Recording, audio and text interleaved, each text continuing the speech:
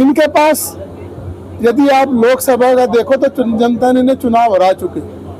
अब तो ये किसी भी तरीके से लोगों को डरा धमका के अपनी जो हिंदू मुस्लिम की है कल से बोलना शुरू कर दिया। यदि आप मुख्यमंत्री जी का भाषण सुने तो खुलेआम वो हिंदू मुस्लिम मंदिर मस्जिद की बात करने लगे।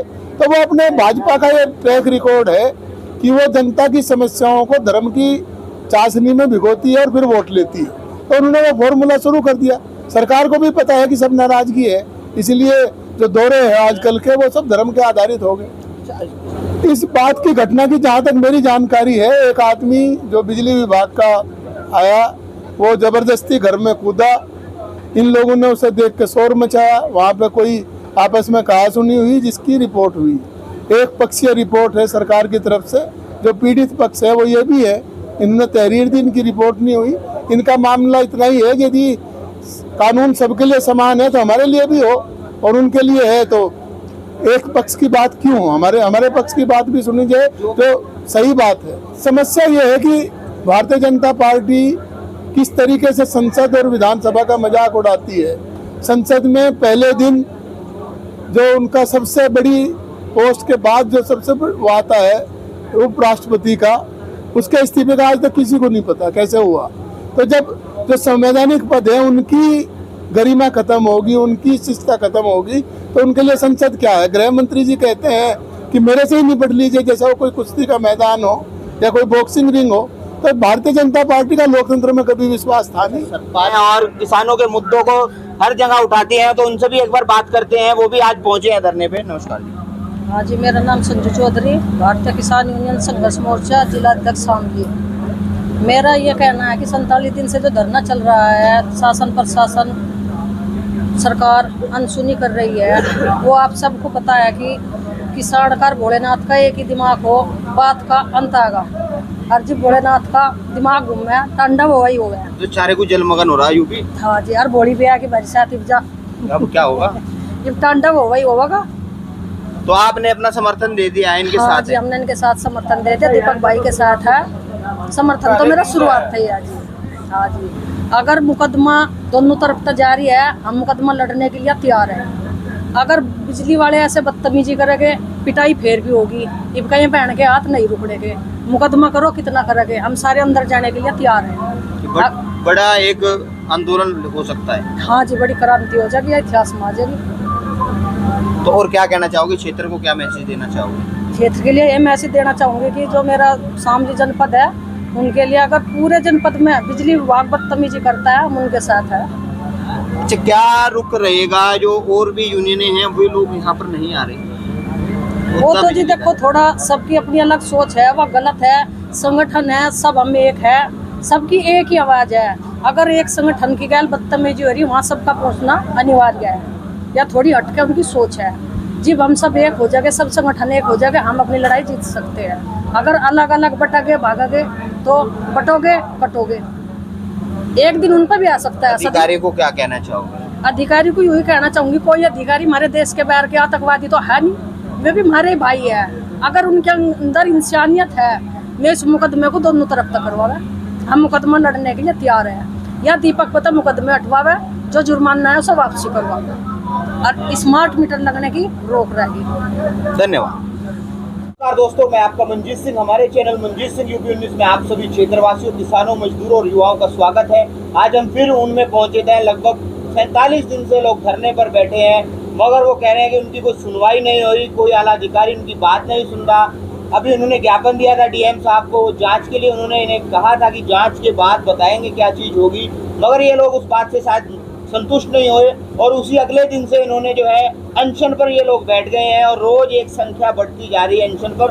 मगर आज लगभग इन्हें तीसरा दिन है, यहाँ पर कोई डॉक्टरी सहायता या कोई मदद या इनकी चेकिंग के लिए नहीं आया। आखिर इनका स्वास्थ्य कुछ बिगड़ जाए, इसकी तरफ शायद प्रशासन या किसी और की निगाह नहीं है, या वो लोग इस तरफ से अनदेखे हैं। एक बार आज हमारे साथ सुधीर पवार जी हैं, जो समाजवादी से सत्तावर नेता हैं और वो क्षेत्र के मुद्दों को उठाते हैं। आज किसान यूनियन से भी मंजू जी भी हैं, वो भी यहाँ पर पहुँचे हैं, तो एक बार बात करो। नमस्कार जी। नमस्कार, स्वागत है। धन्यवाद।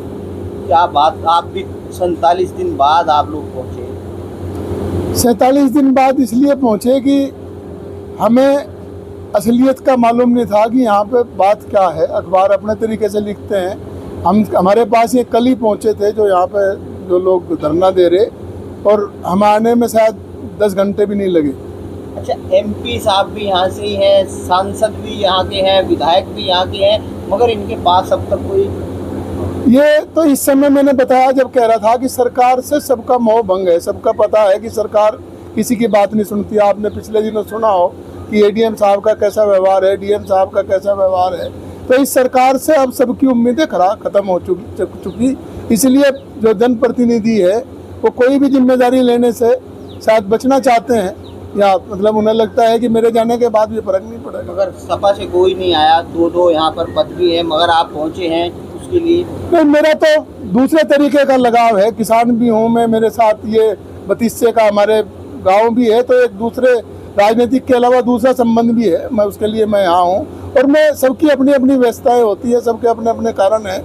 मेरा कारण तो ये है कि मैं इनके साथ लड़ाई में शामिल हूँ। अच्छा, क्या हो रहा है कि बीजेपी सरकार है, कहीं अध्यापक धरने पर बैठ रहे हैं, कहीं एएनएम धरने पर बैठ रहे हैं, कहीं पुलिस में जो भर्तियां चल रही हैं उनमें जो महिलाओं के साथ हुआ, योगी राज में क्या फिर हो रहा है? इनके पास यदि आप लोकसभा का देखो तो जनता ने चुनाव हरा चुके।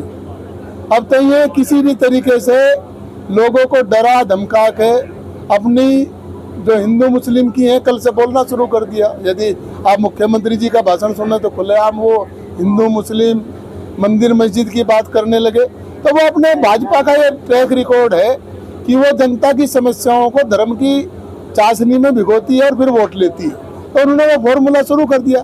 सरकार को भी पता है कि सब नाराजगी है, इसलिए जो दौरे हैं आजकल के वो सब धर्म के आधारित हो गए। अच्छा, इस बात की घटना की बात करें, इसमें क्या चाहते हैं कि क्या होना चाहिए? इस बात की घटना की जहाँ तक मेरी जानकारी है, एक आदमी जो बिजली विभाग का आया वो जबरदस्ती घर में कूदा। इन लोगों ने उसे देख के शोर मचाया। वहाँ पे कोई आपस में कहासुनी हुई जिसकी रिपोर्ट हुई। एक पक्षीय रिपोर्ट है सरकार की तरफ से। जो पीड़ित पक्ष है वो ये भी है, इन्होंने तहरीर दी, इनकी रिपोर्ट नहीं हुई। इनका मामला इतना ही है कि यदि कानून सबके लिए समान है तो हमारे लिए भी हो, और उनके लिए है तो एक पक्ष की बात क्यों हो? हमारे पक्ष की बात भी सुनी जाए तो सही बात है। जो भी अधिकारी आते हो कह रहे हैं जांच होगी, 47 दिन होगी, इतनी बड़ी जांच है कि नहीं, वो इस सरकार का लटकाने का तरीका है। जांच तो सरकार बैठी हुई, ये इतनी बड़ी कोई घटना नहीं है, आपराधिक घटना नहीं है। तो इसका जांच यदि एक दिन में कराना चाहे तो एक दिन में करा सकती है। कोई किसी का ऐसा तो कोई इसमें वो मिस्ट्री है नहीं या रहस्य तो है नहीं कि कोई कहीं किसी में कोई ऐसी बात हुई। तो सरकार के पास तमाम तरीके हैं, लेकिन करना चाहेगा तभी करेगा ना। बिजली का जो मुद्दा चल रहा है, इसके लिए क्षेत्रवासियों को क्या कहना चाहते हैं? बिजली तो थोड़े दिन के बाद में ऐसा होगा कि सभी लोग इसी तरीके से बैठने के लिए मजबूर होंगे। उत्तर प्रदेश में सबसे महंगी बिजली है, और अब तो स्थिति है कि लोगों ने दोबारा इन्वर्टर और बैटरी खरीदनी शुरू कर दिया। सप्लाई भी नहीं है। बिजली मंत्री से और जो उनके विभाग के जो कर्मचारी हैं उन सब में आपस में लड़ाई है। उधर निजीकरण करने की तैयारी है, क्योंकि अडानी अंबानी की निगाह अब लोगों की जेब पे है, और वो बिजली सबसे सस्ता साधन है जिसके माध्यम से वो ले सके। जैसा हम बता रहे थे कि सरकार की तैयारी है कि एक बड़ी जो बढ़ोतरी है बिजली के बिल में वो अभी करेंगे। तो यदि वो बढ़ोतरी होती है और जनता फिर भी सहन करती है तो कोई भी लोगों को अंधेरे में रहना पड़ेगा। मैसेज देना गया कि ये समय आ गया है जाग उठने का। नहीं, ये समय आंदोलन करने का आ गया। जब हम बिजली के बारे में ये कहें, उतनी बिजली के दाम उतने होने चाहिए जितने किसान दे सके, जितनी उसकी आमदनी है उसके हिसाब से तय करिए। अच्छा, संसद में भी सामाजिक मुद्दे खत्म हो गए, अभी ऑपरेशन पे बात चल रही थी या कुछ इन समस्याओं से तो पब्लिक कब? नहीं, समस्या ये है कि भारतीय जनता पार्टी किस तरीके से संसद और विधानसभा का मजाक उड़ाती है। संसद में पहले दिन जो उनका सबसे बड़ी पोस्ट के बाद जो सबसे वो आता है उपराष्ट्रपति का, उसके इस्तीफे का आज तक किसी को नहीं पता कैसे हुआ। तो जब जो संवैधानिक पद है उनकी गरिमा खत्म होगी, उनकी शिष्टता खत्म होगी, तो उनके लिए संसद क्या है? गृह मंत्री जी कहते हैं कि मेरे से ही निपट लीजिए, जैसा वो कोई कुश्ती का मैदान हो या कोई बॉक्सिंग रिंग हो। तो भारतीय जनता पार्टी का लोकतंत्र में कभी विश्वास था नहीं। सतपाल मलिक जी थे, किसानों की भी बात कही उन्होंने, वो कहीं दबते नहीं थे किसी भी दबाव में। वो जो है कल उनका जो है उन्होंने अंतिम सांस ली और वो ईश्वर में लीन हो गए, मगर शायद वहाँ पर बीजेपी का कोई बड़ा नेता वहाँ नहीं पहुँचा और उनका इलाज भी सिर्फ एक नॉर्मल हॉस्पिटल में हुआ। देखिए, जो उन्हें मरते टाइम भी कलंकित कर रहे हों, जो सीबीआई ईडी की जांच जो जिनके जो करा रहे हों सरकार, वो उन्हें प्रोटोकॉल क्या देगी? तो उनकी तो कोई उम्मीद उन्हें भी नहीं थी। उन्हें तो दो ही चीज़ पे उम्मीद थी, अपनी ईमानदारी पे और अपनी बिरादरी पे। कहते भी थे कि मेरी बिरादरी बहुत मजबूत है, मुझे सम्मान देगी, और उनकी ईमानदारी ऐसी थी कि आप कोई भी जांच कर लो। तो वो तो अपनी ईमानदारी और बिरादरी के लगाव के साथ गए इस दुनिया से। उन्हें मेरी तरफ से श्रद्धांजलि। वो अपना एक जो उनका राजनीति के लिए जो कर्तव्य था वो पूरा करके गए। आखिर में बिना किसी लाग लपेट के जो सच उन्होंने जानते थे वो सच कह के गए कि सरकार में, इस प्रधानमंत्री में इनसे बड़ा झूठा कोई नहीं है। अच्छा, एक बात आ रही है, जब उपराष्ट्रपति जी का इस्तीफा हुआ, किन स्थितियों में हुआ, उस पर बातें चल रही हैं, तो ये भी बात आई कि जाटों को बलि का बकरा बनाया जाए। नहीं, मैं उपराष्ट्रपति पद को जाट के बीच में नहीं लाना चाहता, क्योंकि न तो उसका सिलेक्शन का आधार जाट था, न वो जाट के तरीके से व्यवहार कर रहे थे। वो तो उपराष्ट्रपति के तरीके से उनके जैसा वो कहते थे ऐसा व्यवहार कर रहे थे। अब कौन सी बात हुई हो तो अभी किसी सार्वजनिक मंच पर नहीं हुआ, आने दीजिए, धीरे धीरे तब फिर बात करते हैं उसके बारे में। धन्यवाद जी।